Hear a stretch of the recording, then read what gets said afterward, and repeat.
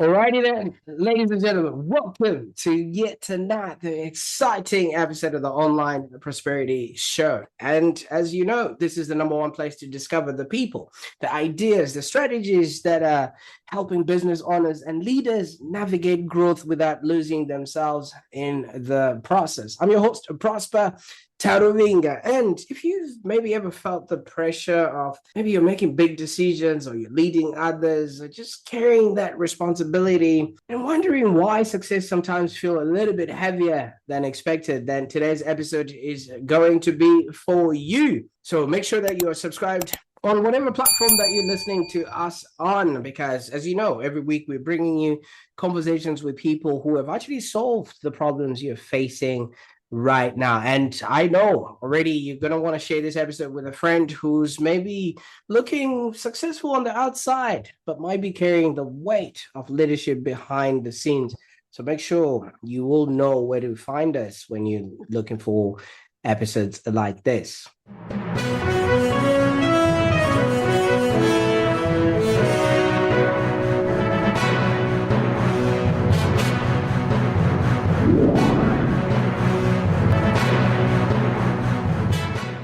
Now, today I'm really excited. I'm joined by the incredible Naomi Withers, who is the founder and strategic advisor at Growth Consultant Services. Now, Naomi, welcome to the show. Thank you so much. I'm excited to be here. Thanks. Absolutely. Well, the pleasure is all mine. I can't wait to see what we're going to salvage out of all of this and help our guests do and have a business that's actually profitable and enjoyable. And for those that are meeting Naomi for the very first time, she works with founders, executives, and leaders that are navigating growth and whatever complexity that comes with that. And it could be high stakes decisions. She helps them gain clarity and improve performance and actually lead without burning out. And wouldn't that be nice? So many of us are just literally walking around one meeting away from complete meltdown or burnout. So I think by listening to this episode, we'll be getting the tips and tricks that actually make the world a more favorable place, especially for leaders that are facing all of these things. Now, what's fascinating is that while Naomi actually spends her days helping leaders grow businesses themselves, her passion outside of work is actually gardening. And, when you think about it, leadership and gardening actually have a lot in common because you can't pull out a plant to make it grow faster. You literally have to wait for it to grow, and it takes seasons, and some plants grow in different seasons. So what season are you in as a leader? And you got to create the right environment, remove obstacles, and literally trust the process. And that might just be the perfect metaphor for today's episode. So Naomi, I could go on and talk about things I'm not even qualified to talk about. Tell me something. When you out there helping, leaders grow multi-million-dollar businesses during the week, and you come back home and you start growing your tomatoes on the weekend, which one is actually harder? Definitely helping leaders. Definitely. It's always a challenging job, there's so much going on, so many demands on leaders these days. But because I walked that. I was former VP of finance, and I'm VP of strategy as an embedded advisor now. And I really feel like the gardening helps balance that out. So it's my quiet time, nurturing, reflective time. I kind of fit that into my gardening. And whereas leadership is about service and about serving other people, and it can take a lot out of you. So I, hands down, the leadership challenge is more difficult. Absolutely. And thank you so much for starting us up with that. I mean, obviously, you did mention you started off as VP and finance, and you're in strategic advisory and things of that nature. But I can guarantee you just didn't start off like that. Tell us a little bit about, what the aspiration was when you were growing up, did you always want to work in finance or in advisory, or what was the goal? No, no. I kind of stumbled into it. I didn't really know what I wanted to be when I grew up, and I just loved science. And so when I went to college, my first degree is in botany. So so I am so when I say I'm into plants, I mean I'm seriously into plants, as in I studied them for years. Right. And so that's what I did. But I did this, had this kind of convoluted journey where I went to college and then I dropped out of college and then I went back to college to finish my degree. Mm, And although I finished my botany degree, I had been working as one of my side jobs in college was graphic design. I started an award-winning nursery business in college. And we did an economic fuel competition for that. And gosh, I've had a few businesses in my life. So I started working when I was 12 years old. So I have a lot of work experience. Um, so I always had jobs, and then in college I had lots of side jobs, and then I kind of stumbled into bookkeeping. I mm, had no idea I would like it or be good at it. And so I just kind of stumbled into it. And then when I got out of college, I actually already knew I didn't want to be a field biologist. yeah. And so I got a job as a controller working for a building materials dealer. And that was a really good job, but also a really challenging job. And it was great. I learned so much about creating systems out of chaos and processing data, and fixing data problems, which is a huge problem for implementing AI these days, is bad data. Mm, It's and I had always been promoted into leadership or supervisory positions. And then after the building materials dealer, I got a job as VP of finance for a security company. And so I did a lot of mergers and acquisitions and a bunch of stuff. I will say that, like, I love the booking keeping side of things, like the finance side of things. I spent way too many hours with spreadsheets, but I don't know, it took going back to get my MBA degree that changed things for me. I thought I was on the CFO track. I thought that's what I was going to do. And then I realized as good at as finance as I was way better at leadership and building systems, like implementing software, doing mergers and acquisitions, major change management stuff. And that's the really hard part of leadership. And mm. I kind of loved it. And so I decided to embrace that. I decided to embrace that after doing my executive MBA. I was like, okay, I really want to do something different. So I got a coaching certification, and I was like, okay, so I'm gonna really figure out a different career path for myself. And I feel really lucky that I found this, and because I love being a coach. It allows me to be more connected to people, and then with the AI technical side of things, I get to build things and make things, which is just always, like, I don't know. I'm kind of one of those nerds that likes to do those things. So, I spend my days like building AI agents and coaching people. So, Absolutely. And yeah. thank you so much for opening us up to that. You see, you're talking about, obviously everything started off at age 12. I've got a 11-year-old who's hustling me right now about wanting a 3D printer. But last year during Halloween, she came dressed as a witch.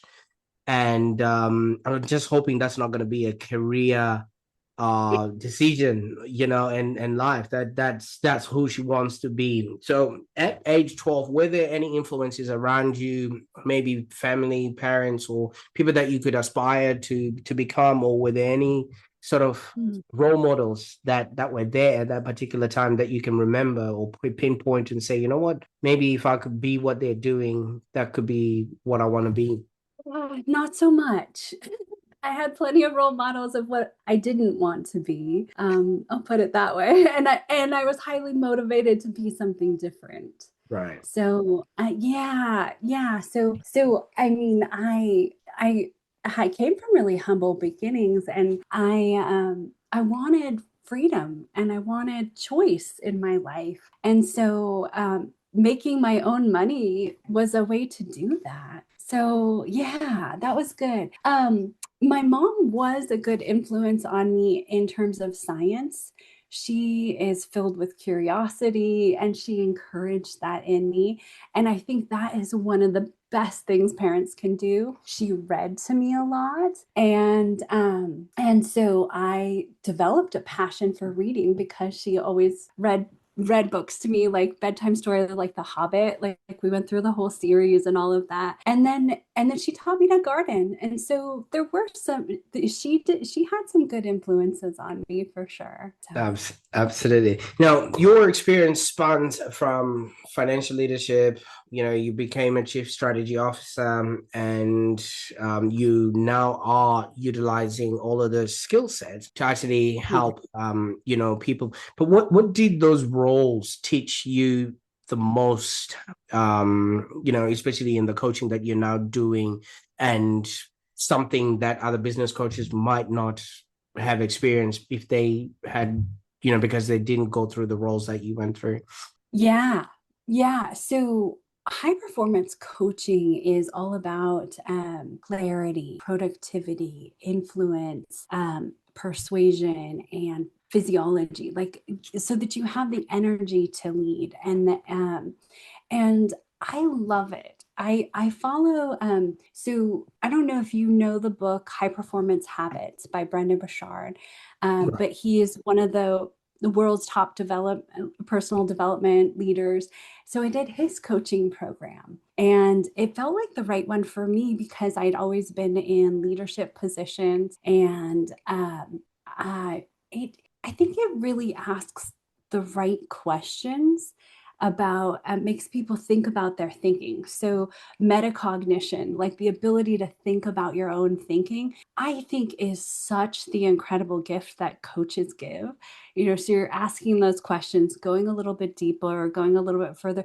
And it is amazing when you see people have that realization that they run into their own maybe their own self-limiting belief. I've seen it in Mhm. coaching, and then they kind of break through, and that progress. And so just to throw a little finance at you, people may not realize this, but the return on investment in coaching is about 7 times what you put into it dollar wise. So if executives or leadership teams go through coaching, the value that they bring to their organization by becoming better leaders is And I think a seven X return of investment, the reason why a lot of people maybe find coaching a little bit difficult, like you said, you are being forced to actually think and come up with those ideas yourself. And I feel like a lot of people just want things done for them. yes, right, right. And so much of our society, like I mean, that is it, like with medicine, they want just a prescription or but coaching, I mean, it's leadership. It is the hard personal work that really makes for good leader. You see, in my culture, Naomi, we just don't, we reference to, if you're going to be pointing a finger at others, three of them are pointing back at you. So as a leader, if you're looking at, your subordinates or those that you're working with as they are to blame for not having done that which is expected, then that means you probably haven't maybe discovered yourself, communicated well, you're not clear enough, and all of those things are pointing back at Yeah. you. Now, my question to you now is, what was happening in your life when you actually realized that success, strategy, and leadership were not just business topics for you, they were literally your life's work? I think it was more like and unfolding or accepting or blossoming, just opening to that possibility than anything else, because it was always there. I was Mm. always there. I was always like listening to podcasts on leadership, reading books. Like, I mean, you've got a substantial bookshelf behind you. Like, I've got a lot of books in my, well, mostly audiobooks these days. but but I was always looking for ways to be a better leader. And so that personal growth and development was just built into me. And then learning the skills to ask the tough questions. That's where that becomes an asset, like the ability to ask the hard questions that other people don't ask, and Mm. to listen deeply. So I think that was just built into me. I can do superficial conversation, but I always like to go a little bit deeper Mm. and get to know people on a deeper level, and understand what their goals are, what their hopes and dreams are, what they're doing, working to make things happen in their life. And then with high performance coaching, it's like, this is what you say you want. How is that reflected in your life? Is it on your calendar? Like, do you have time blocked off for that? And it can be really powerful. And it's not for everyone. It can be a little bit challenging, because it's always hard to do that self-examining work where you're asking yourself, or being asked by someone, gently but firmly, like, do your values and your priorities show up in your actual life? Mm.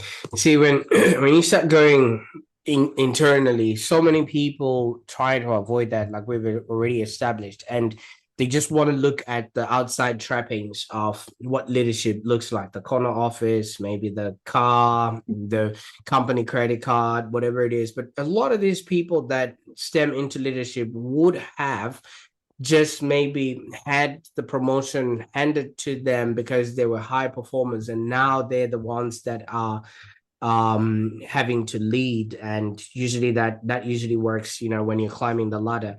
So from the outside, leadership often looks glamorous and you want to get there, but now that you've arrived, you work with a lot of these leaders. What is the struggle that most leaders experience that nobody talks about? Well, there's the one that you just named. Like, anyone who's new to leadership goes from being an individual contributor to being a supporter of the team. And sometimes that's hard, if you've always been the one that gets things done and the star performer, and then you're asked to lift everyone else up. And so that's always a bit of a challenge, because you don't get the gold star in the same way that you used to. So you kind of have to let go of that identity and embrace supporting other people and lifting them up. And then also, gosh, there's so many communication skill sets, and then learning how to help develop people so that they can be their best. Mm. That's, yeah. Absolutely, because once you are in that role, you automatically assume the role of coaching, because you're having to lead these people along the way. And you did mention that obviously coaching gives like a 7x, return of investment if people would actually engage in it. And you highlighted that you too undertook some coaching, with Brendan Bouchard and that sort of thing. But most people think coaching is just giving advice. They just think a coach is just there to, pick the phone when I call because I'm paying you, you're on a retainer. But what's some of the big misconceptions that people have about coaching that maybe you'd love to set the record straight? Yeah, yeah, that's a great question. I had a lot of misconceptions about what coaching was before I experienced it. So, there is that kind of what you were talking about, that generic, like, accountability coaching. Have you done the thing? No, I haven't. Okay, well, try harder. That's generic. Like, that is not what I do. That is not even close, not at all. What it actually is, and what's way more powerful, is not if I tell people what to do or make the choices for them.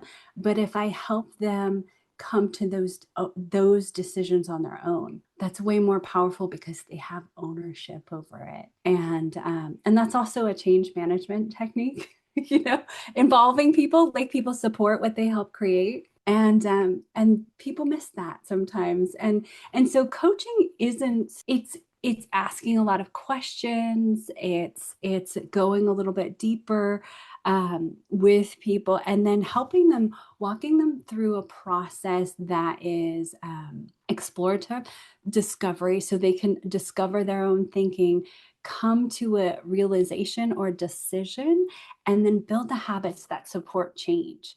You know, so like if you say you want to support your daughter in, let's say she you know, she wants a 3D printer, which is a great technical toy for to give a girl, in my opinion. I would have loved something like that, you know. and you know, so if you're trying to feed that curiosity, you know, there's lots of ways you could kind of give her tools. Like I love giving kids science tools, or doing experiments with them, or hands-on kind of thing, so that they can discover their own passion. But so in coaching, we do exercises and walk people through. So like and one of the things we do in high performance is get to a purpose statement, because success on the outside doesn't always like translate to that feeling of success. Even if you have the corner office, as you've said, the high salary, the company credit, doesn't mean you're happy in your life. And so you have to help them figure out what gives them the sense of purpose and meaning, whether that's supporting other people, or I like Mhm. service-based leadership and authentic leadership. I think those are great skill sets. You know, so you can kind of be authentic and then also like serve the people you work with. Some people, like the old school form of leadership, is like power over other people. Oh, I'm just telling other people what to do. You know, there's that style of leader, but it doesn't work so well, actually. Mm. It doesn't really, you know, add value. There's a part of that, but if you can get them to be engaged. So coaching is it's exploratory, but it's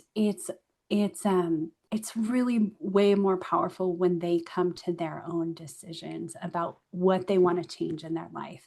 And for high performance leaders, sometimes that's not adding more things, that's taking away things that take away from their focus.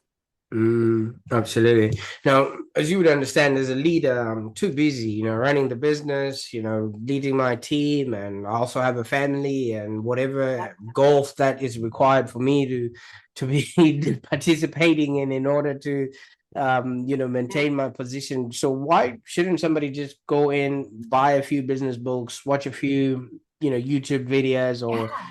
chat GPT and figure it out themselves? You know, there's a lot that kind of learning can give you. There's so much that reading and knowledge can give you, but there's something that a real social interaction can that nothing else can. You know, Mm. there's reading about ideas, and then there's practicing, or you know, sometimes I'll do like a role model conversation with clients, and they get to try things out. There's nothing quite like that.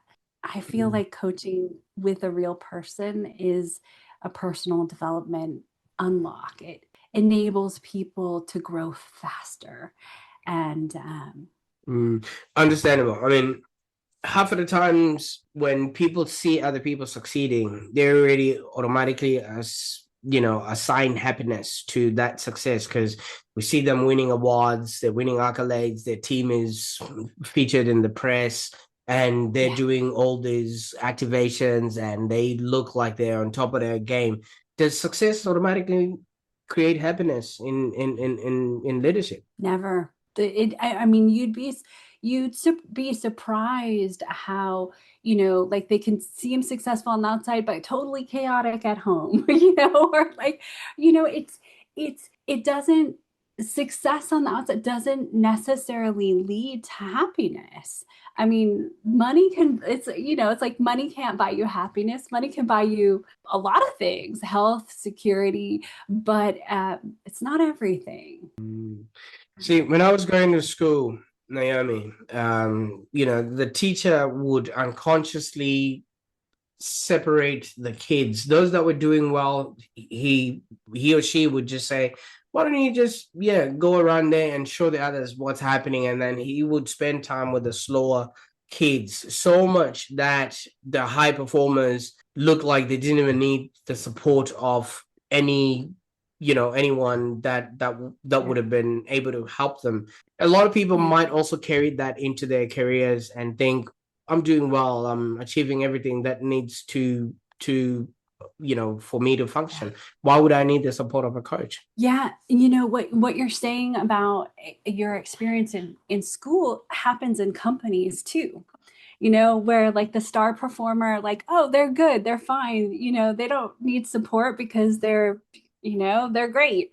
And and companies often spend a lot of time on the lowest tier, like performers.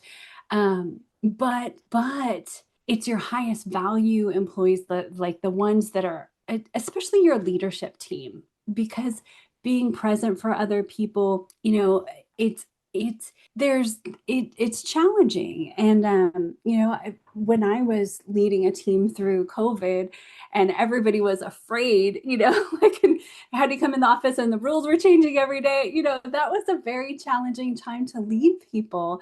And some of that leadership is just showing up, just being there for them, and maybe giving them a hug if they're crying, or someone died in their family, or I mean, I'm not saying that's enough, but it's sometimes just seeing people. So there's a lot of work that leadership does and that needs support. And it doesn't mean that they have people that they can talk to. Hopefully they're on a good team and they have other peers and leaders, or they're in a group of people who they can talk to. But it's not always appropriate to share leadership problems with employees. You know what I mean? Like, Mm. and so like, who does the leadership talk to, right? You can talk to a therapist, or you can talk to your coach. It's it's um it's it's it's helpful. It's really helpful to have someone who can, like, listen to your problems. And then, since I have a financial background, like business owners don't have anyone to talk about their money with, you Mm. know? And sometimes it's a challenge. Or like, who do they talk to when they are getting close to retirement? Do they sell their business or something? It is so helpful to have someone to talk to and coach you through some of those decisions. So from what you're saying, then that means strong leaders should always have the answers then. I think it's okay to say you don't have the answers, right? Right?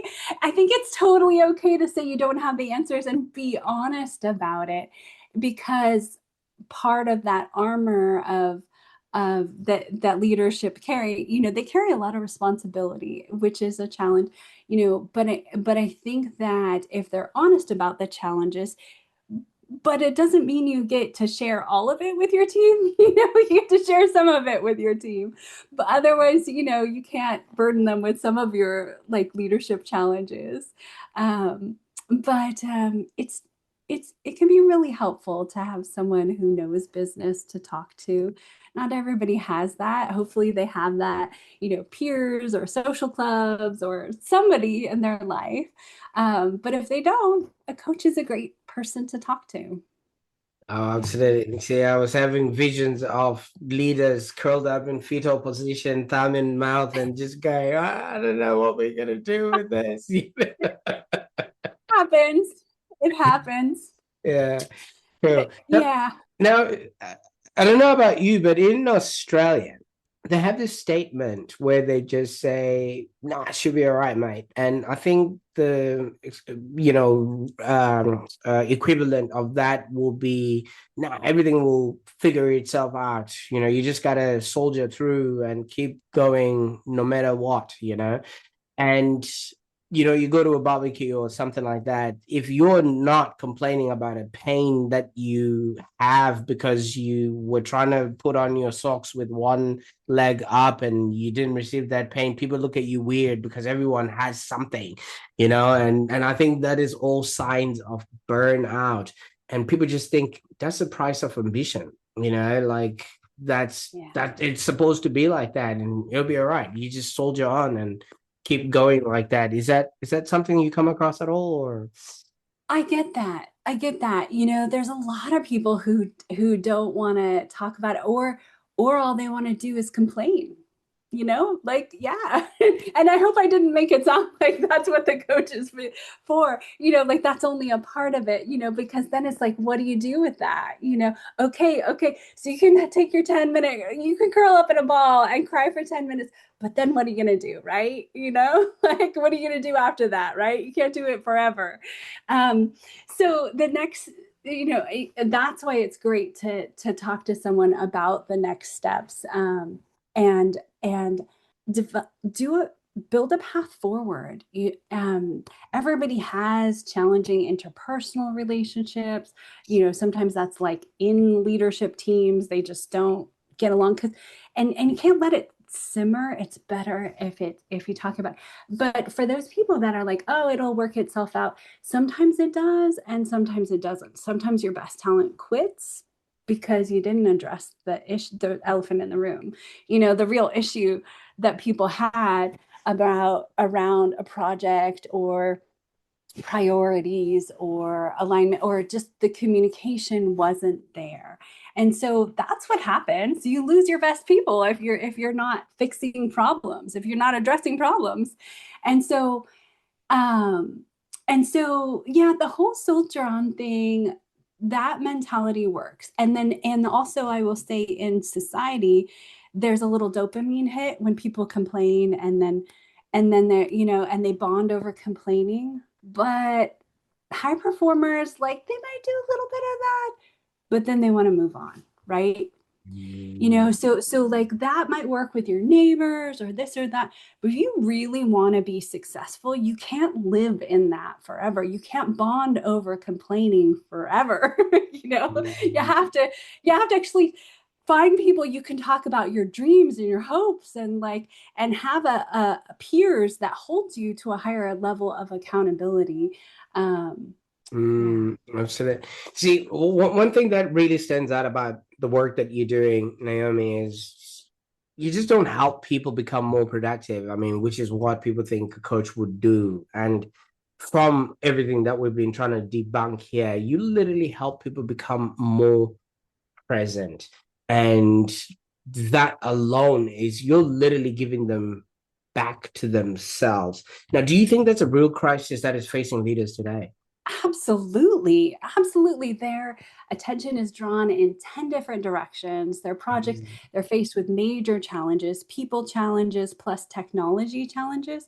Like, we haven't even talked about AI, which is, so I mean, I think the AI part, it could be a part that's the other part I do. That I think of that as structure and support to free people up to be better humans, because sometimes leaders and they're burdened with so many tasks and things, and sometimes it's hard to question, why are we still doing this, like I always, when I was in corporate, I was like, the answer I always hated getting was like, oh, well, this is how we always do it. Like, Mm. it's like, well, but does that reason we started doing this 20 years, does that still hold true? Is it still true?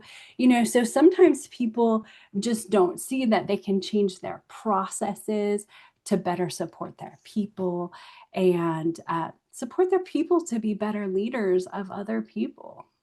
Mm. I like that statement because I think it's rooted in identity. people like us do things like this, and it's always been done like that. And you are often working with leaders in transition, especially these days, like you've mentioned, even the pandemic in and of itself, COVID really put the spanner in the works for a lot of people. And now people are having to dice, with AI. We'll go into that a little bit, but it's a complete change that people are literally facing their own existence within a corporation, because most of the work that they used to be proud to have done can now be done cheaper, better, faster by some sort of an agent. Now, why is changing identity often harder than actually changing strategy? Well, such a great question, because changing identity is doing the hard personal work. It's it's I mean, you can come up with a pretty PDF of like your goals and like, oh, this is our 5-year strategic plan. Like, I mean, you could do that quickly, like with AI, but does it have meaning, and is it connected to the people, and is it connected to the things that actually add value to your customers and to your business? Not necessarily. So for real change and real transformation, you need to bring your people along. Like, they need to support it, they need to have a say in it. They are stakeholders in the change process. Now, you've been writing a lot about AI readiness and leadership. This Yeah. is just my own theory. Okay, it's not backed by any science. I know you're a scientist, so don't go looking for it. I basically believe AI is coming for every job that was deemed non-essential during the pandemic. And I kind of feel like so many people just really need to identify how they are becoming much more relevant to the processes that they are doing, and not necessarily try and fight what AI can literally do right now. So, what is it that you think leaders are getting wrong about AI right now that could actually hurt their business in the next few years? Think if they're not talking about it with their people, that can hurt them, because there is a lot of fear of people losing their jobs. And like, you see big companies like Facebook, like, oh, we're going to lay off 10% of our workforce, like it's no big deal for them. And that's scary when you see that in the news. But when you're thinking about transformation, like, yes, everything is going to change. This is a pivotal moment, like the industrial revolution that we're in right now. But but I think being able to communicate that is important. And like, for me, I'm not a fan of companies that want to just lay off a bunch of their workforce. I think they need to retrain people, because I think that there's a possibility that if AI handles some of the um, administrators, and you said non-essential workers, um, but the way they're setting it up right now is for it to take all the knowledge worker work. um and so, because that's a bigger economic piece of the pie, and it is a challenge. And so I would say that leaders need to rise to the challenge and decide. It doesn't have to be,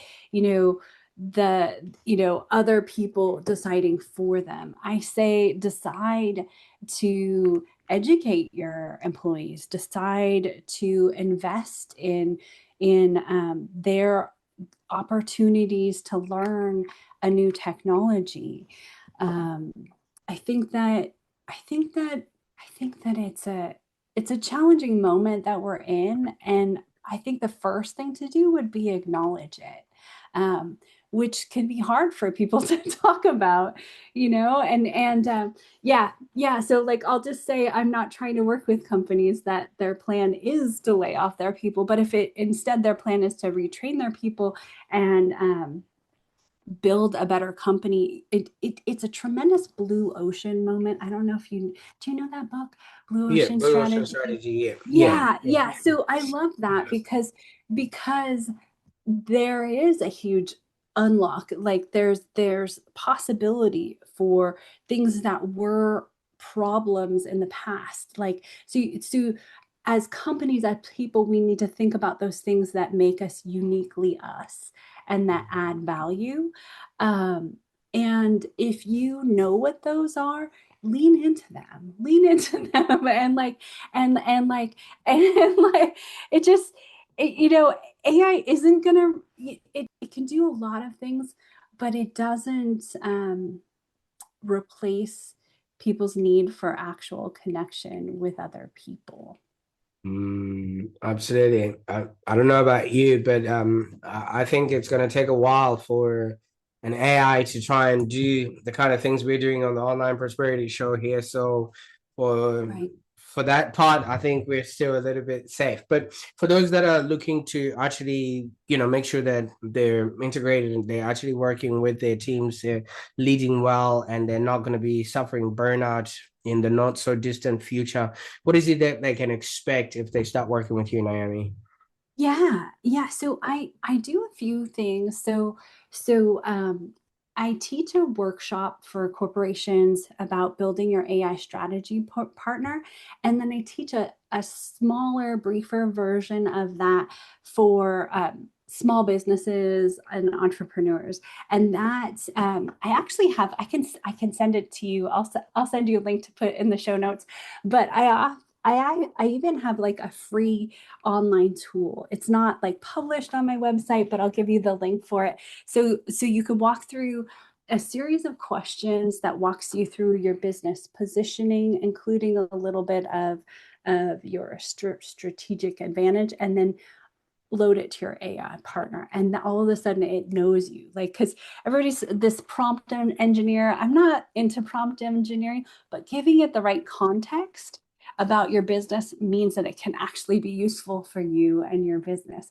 So I teach workshops, and I'm going to be doing a leadership cohort on people who want to do AI transformation, and that's about an 8-month course.